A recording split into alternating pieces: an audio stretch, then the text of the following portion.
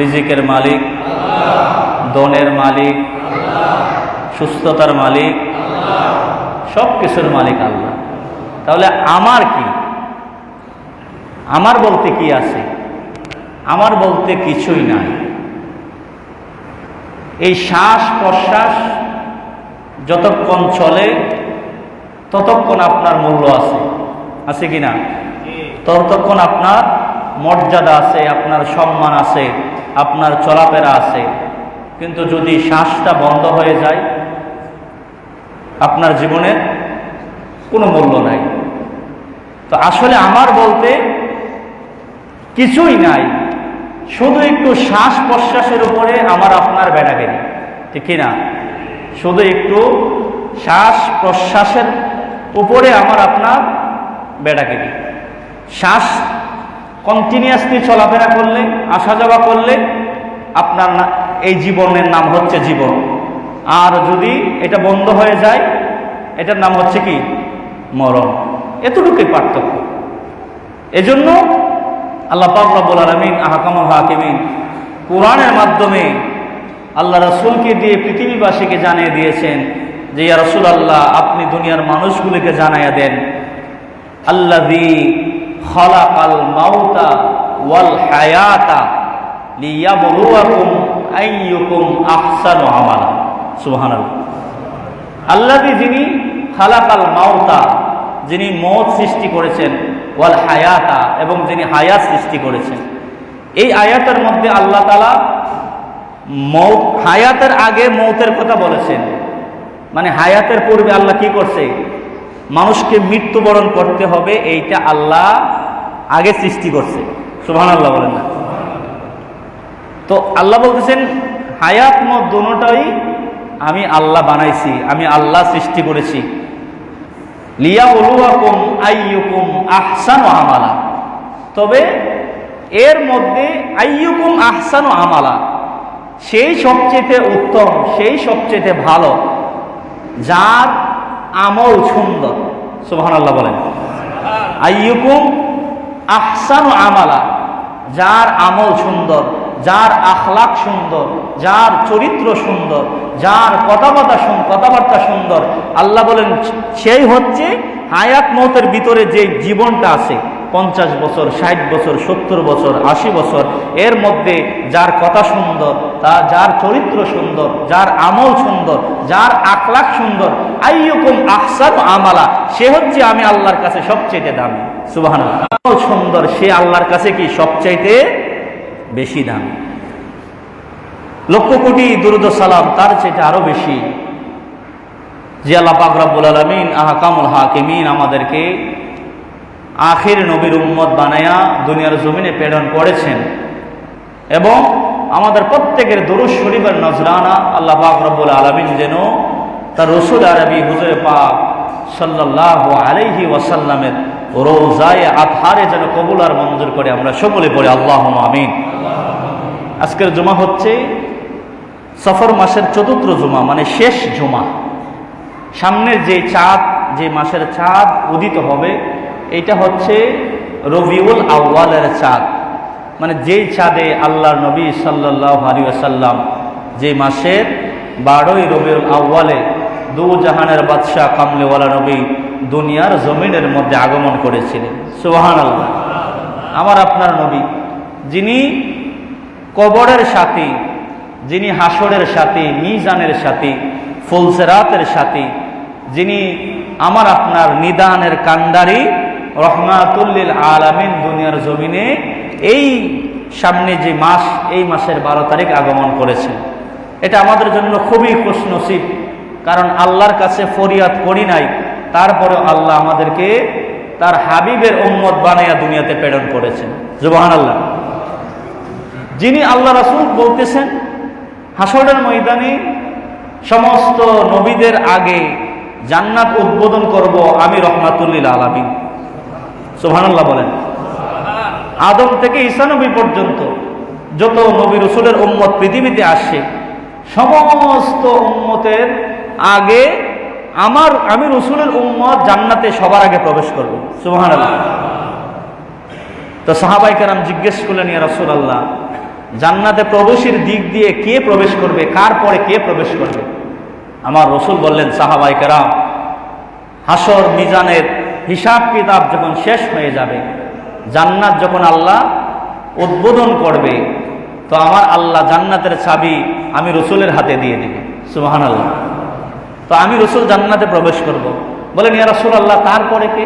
বলেন, তারপরে আমার আলী, হযরতে আলী রাদিয়াল্লাহু তাআলা আনহু জান্নাতে যাবে। বলেন, ইয়া রাসূলুল্লাহ, তারপরে কে? বলে, তারপরে হচ্ছে আমার মেয়ে ফাতেমা। বলেন, ইয়া রাসূলুল্লাহ, তারপরে কে? বলে, তারপরে আমার নাতি ইমাম হাসান, ইমাম হুসাইন। বলেন, তারপরে কে? বলেন, তারপরে হচ্ছে আমার সাহাবায়ে কেরাম। বলেন, তারপরে কে? বলেন, তারপরে আমার উম্মত যারা দুনিয়ার জমিনে এসেছেন, আমার উম্মতরা জান্নাতে প্রবেশ করবে। সুবহানাল্লাহ। তো এটা আমাদের জন্য খুশনসিব, যারা আদম নবীর উম্মত, তারাও আমাদের আগে জান্নাতে যেতে পারবে না।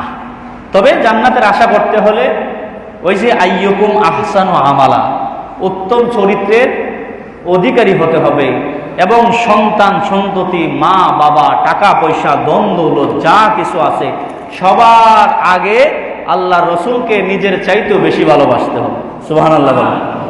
কারণ আল্লাহ পাক রব্বুল আলামিন কুরআনুল কারীমের মধ্যে বলতেছেন, বলেন, বিসমিল্লাহির রাহমানির রাহিম, কুল ইন কুনতুম তুহিব্বুনাল্লাহা ফাত্তাবিউনি ইউহিব্বুকুমুল্লাহু ওয়া ইয়াগফির লাকুম যুনুবাকুম ওয়াল্লাহু গফুরুর রাহিম। আল্লাহ বলেন, হাবিব, আপনি দুনিয়ার মানুষগুলিকে জানায়া দেন, কুল ইন কুনতুম তুহিব্বুনাল্লাহ, বলেন আপনি পৃথিবীর মানুষগুলিকে জানায়া দেন, কুল, হে হাবিব আপনি বলুন, ইন কুনতুম তুহিব্বুনাল্লাহ, তারা যদি আমি আল্লাহকে ভালোবাসতে চাই, তারা যদি আমি আল্লাহকে ভালোবাসতে চাই, আমি আল্লাহকে মহব্বত করতে চাই, ইন কুনতুম তুহিব্বুনাল্লাহ ফাত্তাবিউনি, তাহলে তারা যেন আপনি রসুলকে অনুসরণ করে, আপনি রসুলকে অনুকরণ করে, আপনি রসুলকে তারা যেন মহব্বত করে ভালোবাসে। সুবহানাল্লাহ। বলেন, আমি আল্লাহকে ভালোবাসার পূর্ব শর্ত হলো আপনি রসুলের অনুসরণ করা, আপনি রসুলকে অনুকরণ করা, আপনি রসুলকে মহব্বত করা, ভালোবাসা, আপনি রসুলকে ভালোবাসা। ফাত্তাবিউনি ইউহিব্বুকুমুল্লাহ, আপনি রসুলকে ভালোবাসলে আমি আল্লাহকে ভালোবাসা হয়ে যায়। তারপরে আল্লাহ বলতেছেন, ওয়া ইয়াগফির লাকুম যুনুবাকুম, আর আমি আল্লাহ পাক রব্বুল আলামিন আহকামুল হাকিমিন, তাদের গুনাহগুলোকে মাফ করে দেব। সুবহানাল্লাহ। আমি আল্লাহ পাক রব্বুল আলামিন আহকামুল হাকিমিন, আপনি রসুলকে ভালোবাসলে আমি আল্লাহকে ভালোবাসা হয়ে যায়, আর আমি আল্লাহকে ভালোবাসলে আমি আল্লাহ ইয়াগফির লাকুম যুনুবাকুম, আমি আল্লাহ তাদের গুনাহগুলো ক্ষমা করে দেব। সুবহানাল্লাহ। তো আল্লাহ রসুলকে ভালোবাসলে গুনাহ মাফ করার গ্যারান্টি দিচ্ছে কে? আল্লাহ। আবার হাদিসে পাকের মধ্যে আল্লাহ রসুল বলতেছেন, পৃথিবীর মানুষ, ক্বালা রাসূলুল্লাহি সাল্লাল্লাহু আলাইহি ওয়াসাল্লাম, লা ইউমিনু আহাদুকুম হাত্তা আকুনা আহাব্বা ইলাইহি মিন ওয়ালিদিহি ওয়া ওয়ালাদিহি ওয়ান নাসি আজমাইন। জোরে বলি সুবহানাল্লাহ।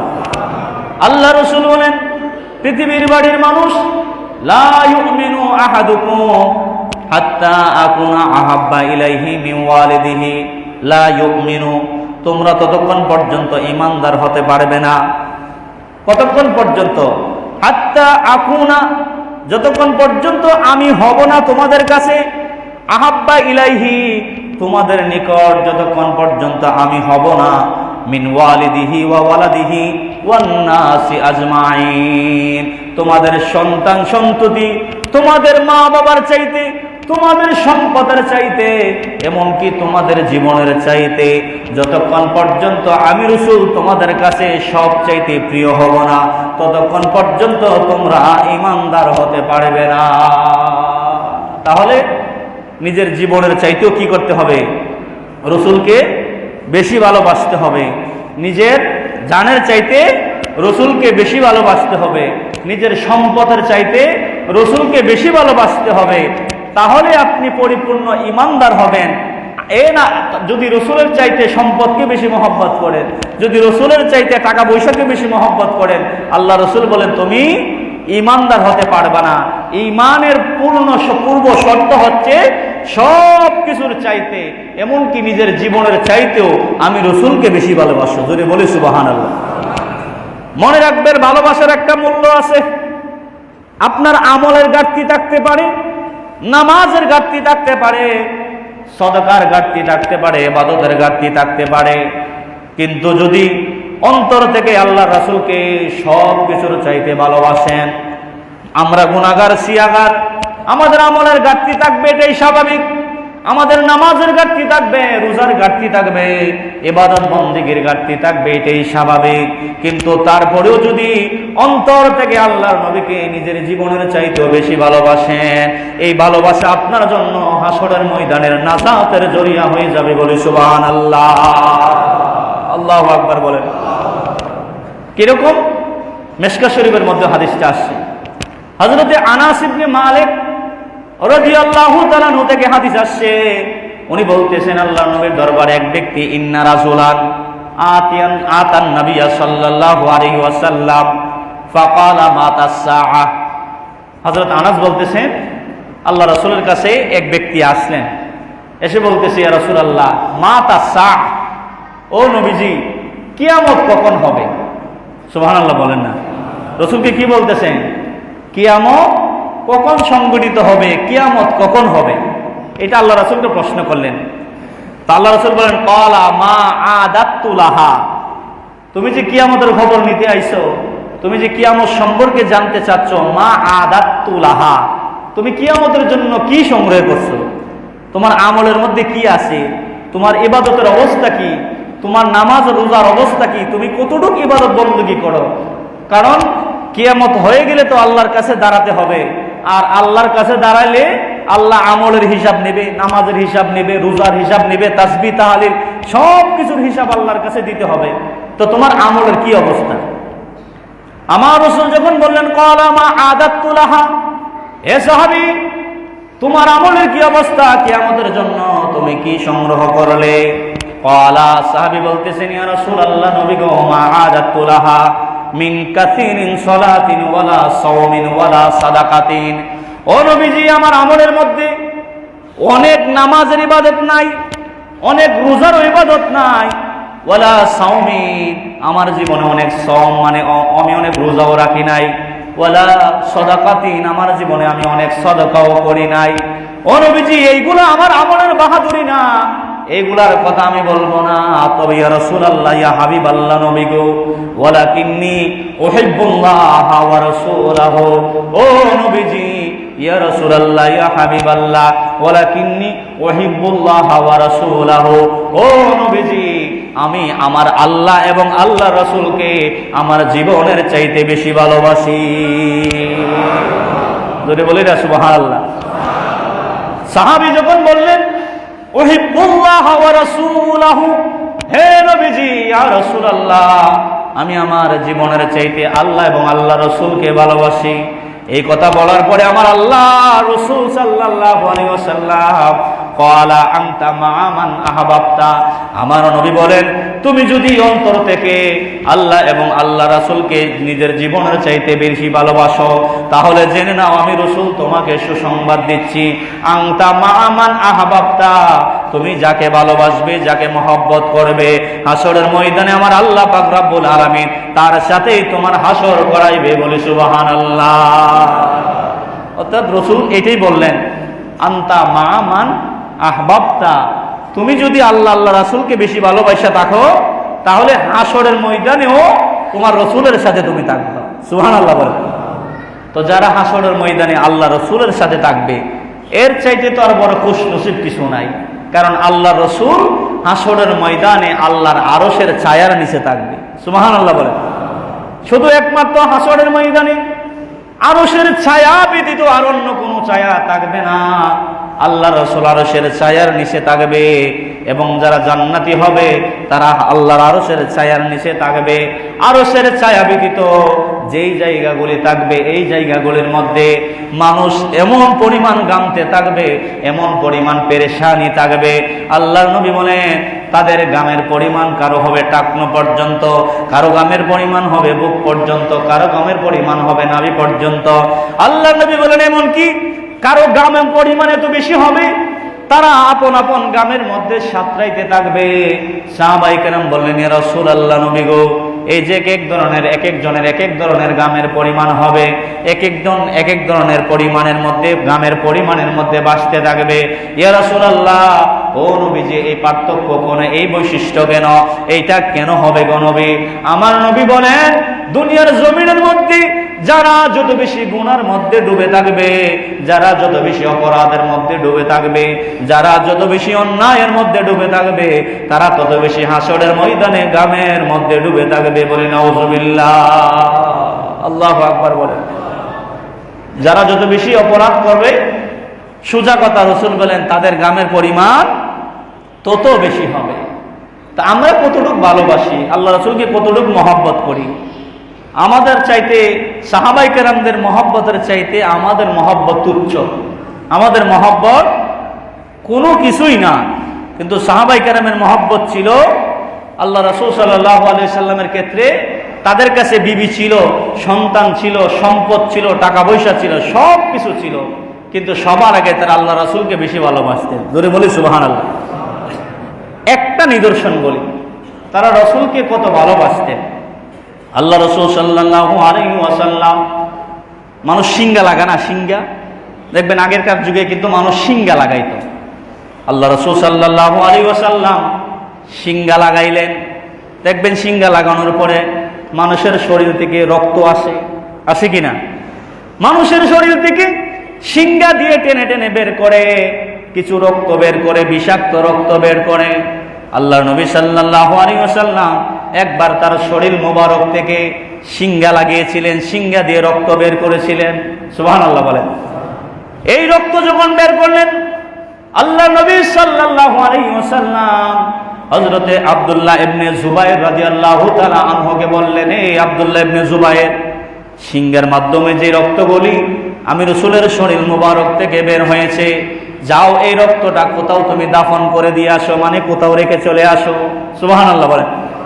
হযরতে আব্দুল্লাহ ইবনে জুবায়ের রাদিয়াল্লাহু তাআলা আনহুর কাছে আমার নবীর যখন শরীর মোবারক থেকে বের হওয়ার এই রক্তগুলি যখন আব্দুল্লাহ ইবনে জুবায়েরের কাছে দিলেন, আব্দুল্লাহ ইবনে জুবায়ের হাতের মধ্যে নিয়ে চিন্তা করতেছে, আল্লাহ রাসূলের শরীর মোবারক থেকে রক্তগুলি বের হয়েছে, যেই রক্ত আল্লাহ নবীর শরীর থেকে বের হয়েছে, এই রক্তগুলি আমি কি করব, আমি কোথায় দাফন করব?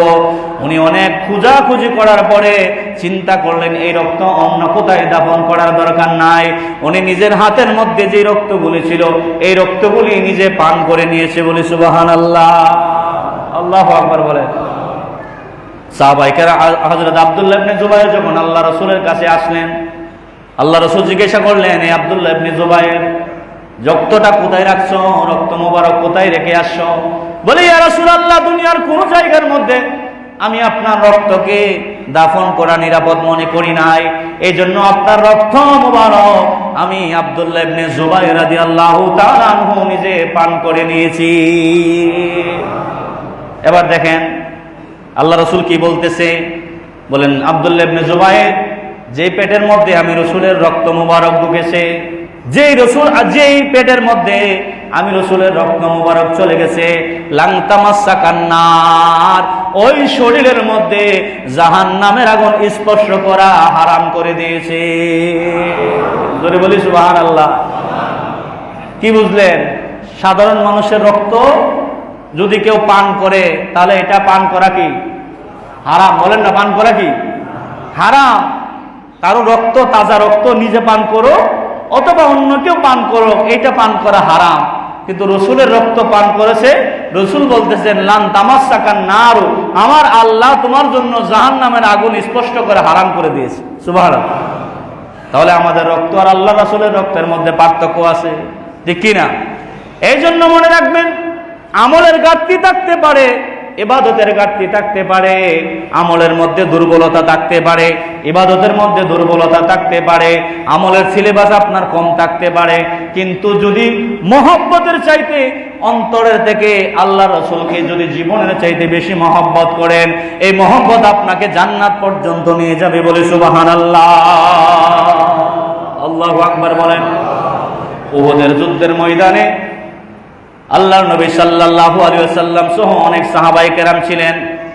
70 জন সাহাবায়ে কেরাম উহুদের যুদ্ধের ময়দানে শাহাদাত বরণ করেছেন। মুনাফিক যারা ছিল, মুসলমানদের মধ্যে অনেক মুনাফিক ছিল, তাদের মধ্যে শয়তান প্রবেশ করেছে। এই মুনাফিকেরা মদিনার মধ্যে ছড়িয়ে দিয়েছে। আল্লাহ রাসূলের 70 জন সাহাবায়ে কেরাম শহীদ হয়েছে এবং আল্লাহ রাসূল মুহাম্মদ দুনিয়া থেকে ইন্তেকাল করেছে। এই সংবাদ যখন চতুর্দিকে পৌঁছল, সাহাবায়ে কেরাম তারা মুমূর্ষ অবস্থায় হয়ে গেলেন। তার মধ্যে একজন ব্যক্তি ছিল আনসারী গোত্রের একজন মহিলা। উনি ঘর থেকে বের হয়েছে, যখন শুনতে পাইলেন আল্লাহর নবী দুনিয়ার জমিনের মধ্যে নাই, ঘর থেকে দৌড়ে বেরিয়ে গেলেন। বেরিয়ে বলতেছে, আল্লাহর নবী কোথায়? আল্লাহর নবীর যে শুনেছি দুনিয়া থেকে ইন্তেকাল করেছে, আল্লাহর নবী কোথায়? আল্লাহর নবীর কি অবস্থা? একজন জবাব দিলেন, হে আল্লাহর বান্দি, আনসারী গোত্রের মহিলা, তোমার স্বামী এই যুদ্ধের মধ্যে শহীদ হয়েছে। এই কথা শোনার পরে স্বামীর দিকে বুকে পড়ে নাই, উনি বলেছেন ইন্না লিল্লাহি ওয়া ইন্না ইলাইহি রাজিউন। আবার বললেন, আমার রাসূল কোথায়? আল্লাহর নবীকে কোথায় খুঁজে পাবো? আল্লাহর নবীকে ইন্তেকাল করেছে। আর একটু দূর যাওয়ার পরে বলতেছেন, এ মহিলা, আনসারী গোত্রের মহিলা, এই যুদ্ধের মধ্যে তোমার যে একজন ভাই ছিল, তোমার ভাইটাও দুনিয়া থেকে ইন্তেকাল করেছে। মহিলা বলেন ইন্না লিল্লাহি ওয়া ইন্না ইলাইহি রাজিউন। আর একটু দূরে যাওয়ার পরে বলতেছে, আমার রাসূল কোথায়? আল্লাহর নবী কি দুনিয়া থেকে ইন্তেকাল করেছে? বলে, আনসারী মহিলা, তোমার বাবা দুনিয়া থেকে ইন্তেকাল করেছে। বলেন ইন্না লিল্লাহি ওয়া ইন্না ইলাইহি রাজিউন। ভাই মারা গেল, স্বামী মারা গেল, বাবা মারা গেল, তিনজনের কথাই তার কানের মধ্যে আসলো।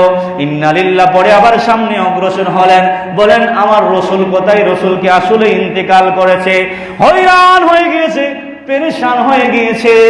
কিছু দূর যাওয়ার পরে সাহাবায়ে কেরাম বললেন, না, আল্লাহর নবী দুনিয়া থেকে ইন্তেকাল করে নাই, আল্লাহর নবী আঘাতপ্রাপ্ত হয়েছে, আল্লাহর নবী অসুস্থ হয়েছে।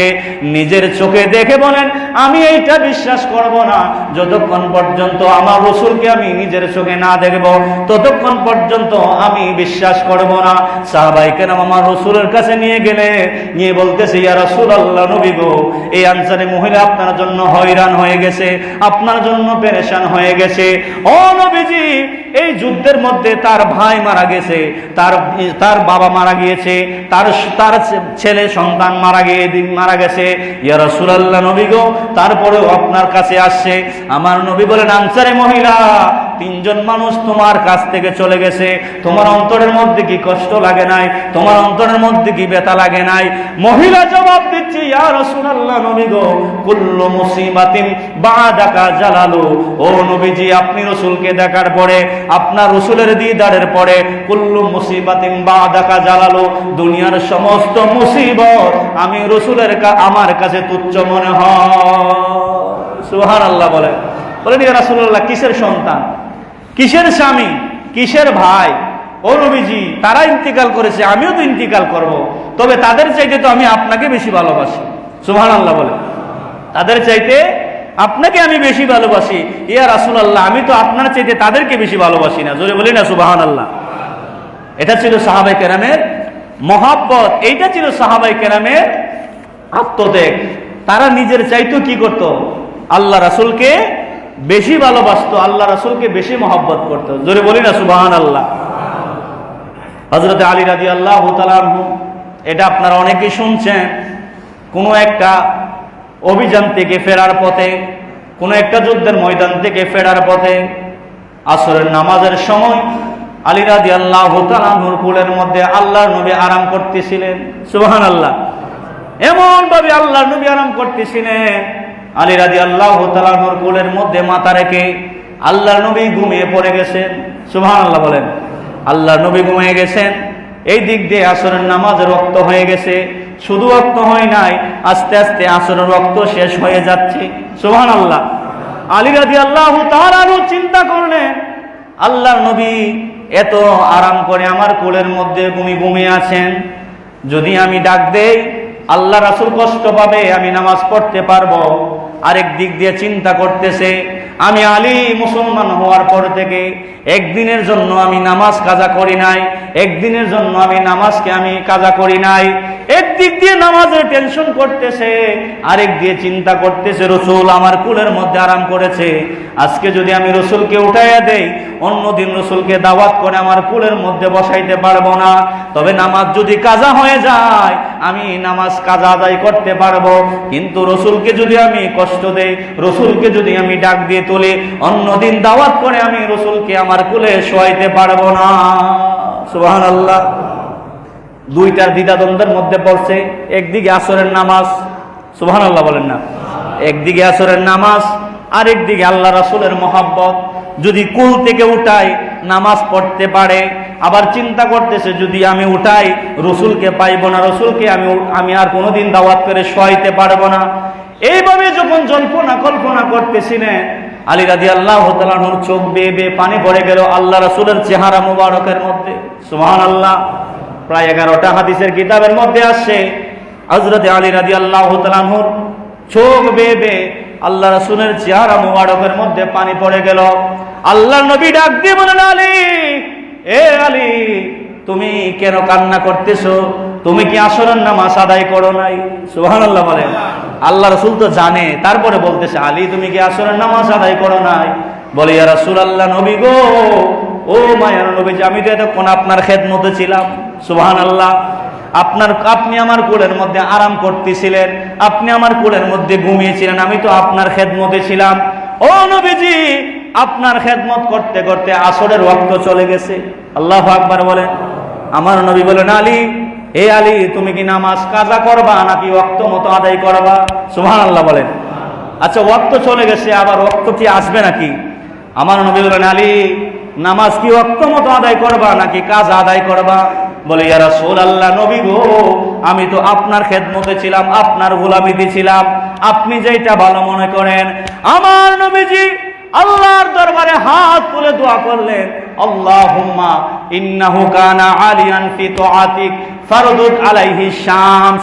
আল্লাহ, আমার আলী এতক্ষণ, আল্লাহুম্মা ইন্নাহু কানা আলিয়ান ফি তাআতিক, আল্লাহ, আমার আলী এতক্ষণ তোমার খেদমতে ছিল, আমার আলী এতক্ষণ তোমার গোলামি করেছে, ফারদুদ আলাইহি শামস, আল্লাহ, আমার আলীর জন্য ডুবন্ত সূর্য আসরের ওয়াক্ত নিয়ে আসো। বলি সুবহানাল্লাহ।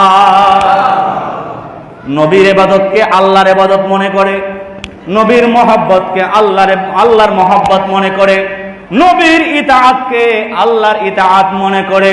আমার আল্লাহ ডুবন্ত সূর্য আবার আসরের ওয়াক্ত নিয়ে এসেছে, হযরতে আলী আমার নবী দুজনেই আসরের নামাজ আদায় করেছে। বলি সুবহানাল্লাহ।